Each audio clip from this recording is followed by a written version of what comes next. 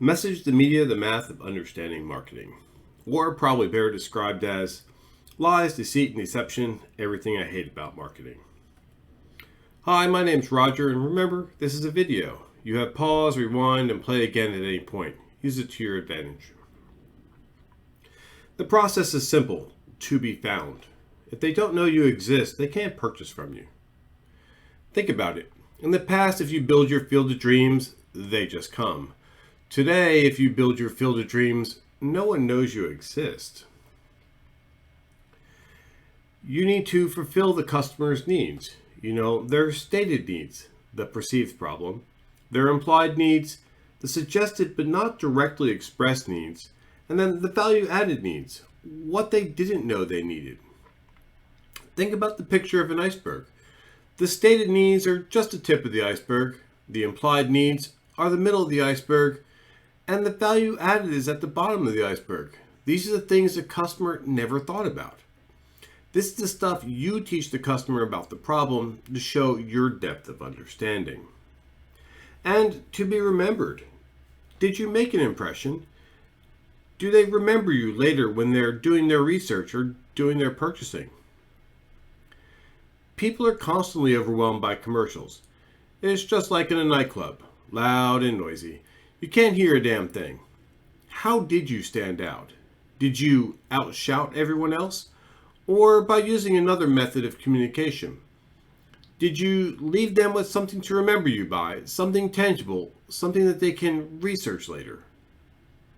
These days, research is the key, and people are always reading reviews and watching how-to videos. But not in the nightclub called work, but at home without the distractions. Everyone has a problem, but you're not everyone's solution. Or maybe it should be stated as, you are the least of my problems. The problems are one that need to be handled now or holding up production. Other problems that can be ignored are nice, but not in the budget and not a real issue for us. Remember, all problems are man-made, and in some cases, they're made up to sell a solution. The current business environment is highly competitive. There's a low cost of entry with a high cost to be successful. People are tired of working for the man, so they're starting to go work for themselves. Everyone started a business thinking that sales would just start to roll in, but never understood the cost to drive those sales. You're competing against so many people starting new businesses every day. So what makes you unique? Really unique? Nothing. Everybody is selling the same stuff with the same marketing words. What makes companies stand out today is happy customers. People do business with those they know can deliver. But everybody's only trying to sell. There's so few buyers. You're talking to the wrong people and the wrong companies. Companies and people are buying all the time. A 5K deal is just as hard to sell as a $5 million deal. Well, money is a matter of perspective. If you can justify the cost, then it'll sell. The current marketing environment is no solicitation laws, do not call list, Can Spam Act of 2003, ad blocking software on everything.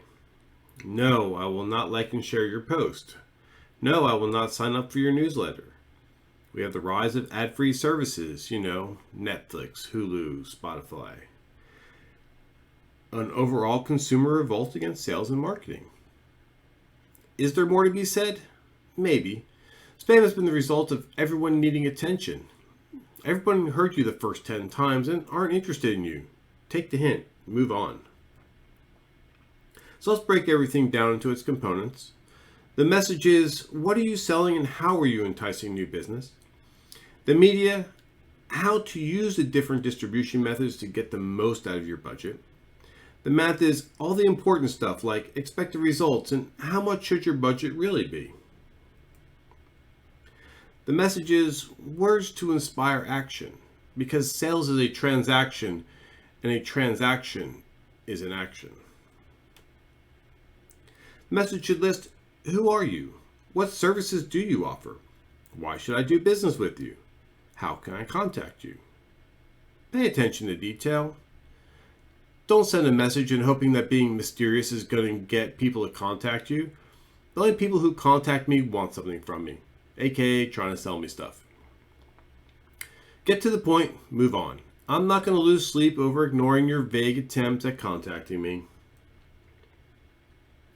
So, your benefits are going to outweigh the features. The benefits are how to best use the features. A benefit is an advantage or profit gained from something, whereas a feature is a distinctive attribute of something.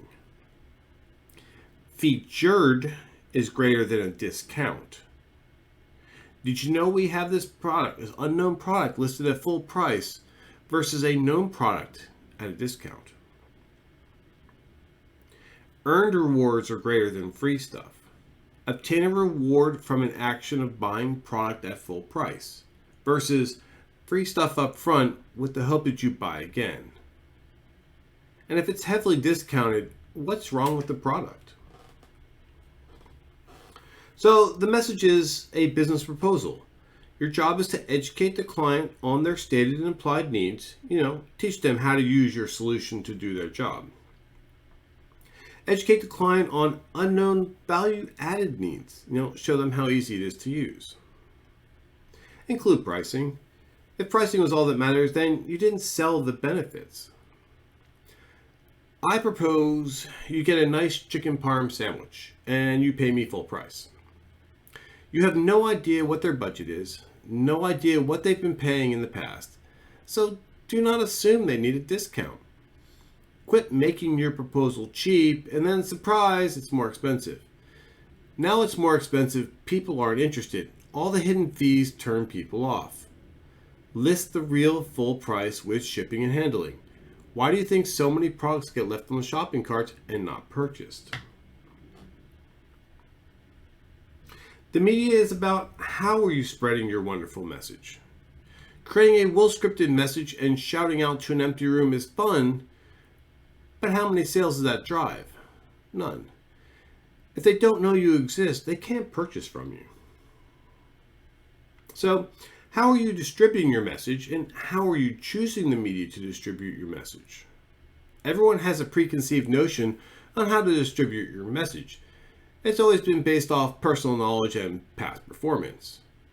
Don't forget, touchy ego. Everyone believes their way is the best way. The media breaks down to these four components: active versus passive, precision targeting of clients versus waiting to be found. Exclusivity is all about you, or are you bundled with others? And permanence. How long does this message last in the brain, and do you leave reminders? And how many ifs? Are you actively targeting BobCorp and their decision makers? Or are you targeting Facebook and hoping BobCorp finds you? Exclusivity, is this a one-on-one communication or a many-to-one? Better explained, is your message in a commercial block of ads or an individual ad they can react to? Permanence, did the ad come and go or did it wait to be acknowledged? Digital is forgotten in seconds where physical is around until trashed. How many licks does it take to get to the center of the Tootsie Roll Tootsie Pop? Or how many ifs to make an impression? So let's put some ifs together. If they're watching Channel 5, if they're watching Channel 5 at 6:30 p.m., if they watch the first commercial, if they repeatedly watch the whole commercial block, if they saw your commercial, if it makes an impression, if it gives the impression that solves one of their problems, if they remember your commercial later on. Well, it's passive, you're targeting random people. It's transient, there's no lasting meaningful impression. And it's not exclusive, you're in a bundle of commercials. So let's look at Facebook. If they log into Facebook, if they look at their personal news feed, if they start scrolling their news feed, if they saw your sponsored post, if they didn't mark it as spam, scam, and irrelevant, if it makes an impression, if it gives the impression that solves one of their problems, if they remember your post later on. It's passive, you're targeting random people. It's transient, there's no lasting meaningful impression. It's exclusive. It's a solo post on their feed, but we just scroll past it and that's nice and move on. The math is the devil's in the details, and the details are in the numbers. The only thing that matters is profit. In order to understand the profit, you have to understand all the costs. You can increase sales and still lose money. The goal is profits. So, my profit equation is simple. My profits are equal to my sales minus my production cost minus my marketing cost minus my operation cost. Remember, accounting math is different math. My production cost is my materials and labor to produce the product. And my materials and labor are fixed, and I want to keep it at about 35% of my listed product price. My marketing cost is my distribution cost, the cost to spread the message. And then the discount or the incentive off to buy the product. And that is a percentage off my listed product price. Where my operation costs are usually fixed, my rent, utilities, my corporate labor, and all those salaries. So if I set my profit margin to 0, just to break even, and I'm leaving my production cost at my 35%, and I'm going to spend $5,000 this month to distribute the message, say, come by. And my discount I'm offering is a 30% off my listed product price. My operation cost for this month is $75,000. That's rent, labor, and all that other important stuff. So I put this math into mathpapa.com, where X is my sales. So I have X minus my 35% of X, which is my product cost, minus my $5,000, which is my cost to, distribute the message. And then I put my discount in, which is 30% of X. I mean, literally, these people aren't coming in unless there was a discount. And then my $75,000, rent, salary stuff. And it does the calculation. It comes up with this beautiful fraction that, when you put it in there, works out to $228,000. Now, if I do the same equation, but I take out the discount, so we have my sales, which is X. I have my 35% of sales, which is my product cost, minus my marketing, no discount, and then my operations cost. It comes up to another fraction, which is $123,000. So that 30% discount means I have to sell more product to break even for the month. And a 30% discount translates into a 100% difference in sales because you increased your product cost from 35% to 65%, which isn't profitable. It repeatedly comes down to the higher the discount to drive business means more work for less money. So it's easy to increase sales via discounts and still not be profitable. So what does $5,000 buy me? TV, not a lot. $500,000 for a 30-second NFL ad. Radio, 50 30-second commercials at a good station. Internet radio, 160,000 individual 30-second advertisements.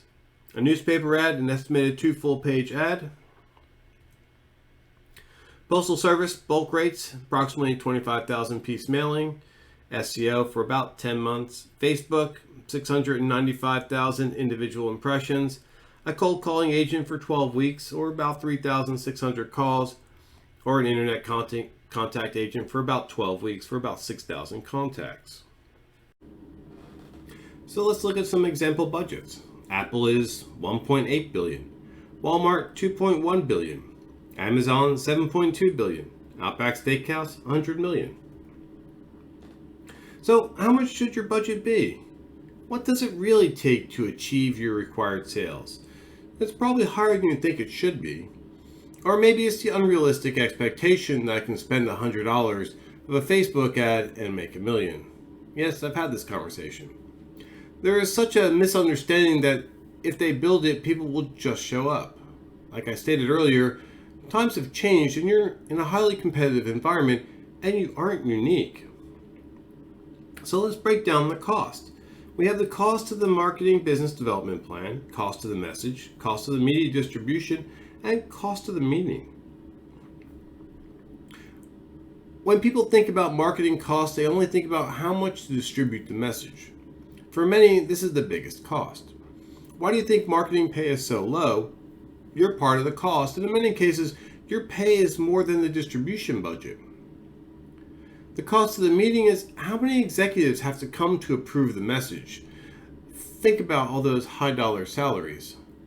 And at the end, there is no magic number to say spend this and win. Walker Smith says we've gone from being exposed to about 500 ads a day back in the 1970s to as many as 5,000 a day. And this was written in 2006. What about today?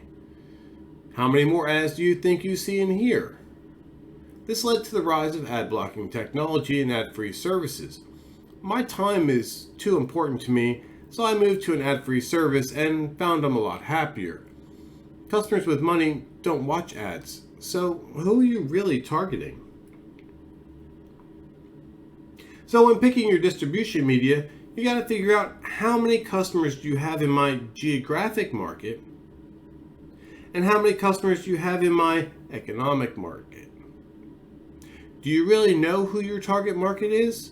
Or are you blindly throwing your message to the wind hoping you land on greener pastures? And the accuracy of viewership numbers is in question. Almost all media is a one-way communication. Their viewership numbers are not exact and are an extrapolation of incomplete data. Think about how the COVID-19 infection numbers were determined and their controversy on accuracy. Distribution avenues are competing against each other for your marketing dollars. The distribution avenues are in marketing and sales just like you are and will say anything to get you to spend your money with them. Unsealed court documents claims Facebook knew for years that a metric was inflated and ignored an employee warning to avoid a revenue hit. The mantra of sales is sales at all costs. We have to make this month's sales goals. This is a very real situation and you need to be questioning everything about viewership numbers. I can make the numbers whatever you want them to be, even the third-party sources are in question. So why do I need to hear an ad 15 times to make an impression? Well, the commercial block starts. People change the channel. How long is a commercial block today? Well, 10 minutes per 30 minutes of programming. Spotify likes to play one every other song. And back in the day, it was 5 minutes per 30 minutes of programming. I heard you once, I heard you twice. I still have no need for you. You're sending your ad to the world and most people aren't interested. You're not my answer to my problems. The current belief that the more someone hears your ad, the more likely they'll buy from you. In reality, more likely they're going to change the channel. So, if it's cheap, it's probably ineffective. If it's expensive, it's probably ineffective. Find the solution that actually interacts with your target market. But let's be realistic. If they have money, they can afford an ad-free service, and potential customers have to have disposable income. So, what should I expect from my results? 1% of the estimated audience may be interested. 1% of the interested audience may purchase if it can be explained how your solution solves their problem. So 1% had a trigger response to a problem they have. Their initial problem solver found a potential solution. Out of the 1%, they researched your solution and decided you're a fit or not. It's more than price. Price is one aspect, an important one, but if done correctly, there are different tiers to make price not an issue.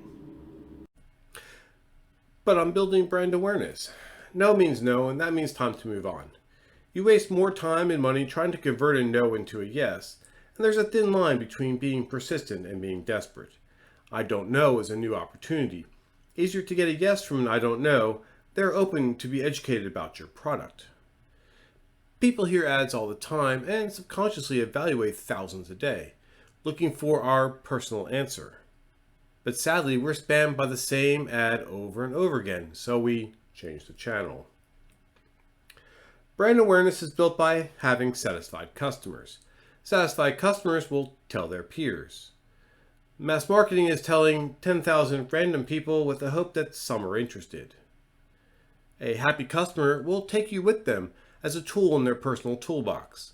A happy customer will tell people about how you help them and they may help you. An unhappy customer will tell people about how you screwed them over and cost them time and money.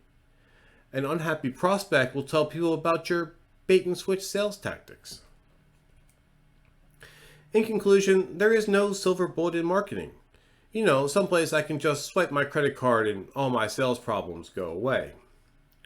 Or better stated, there's no current monopoly in marketing.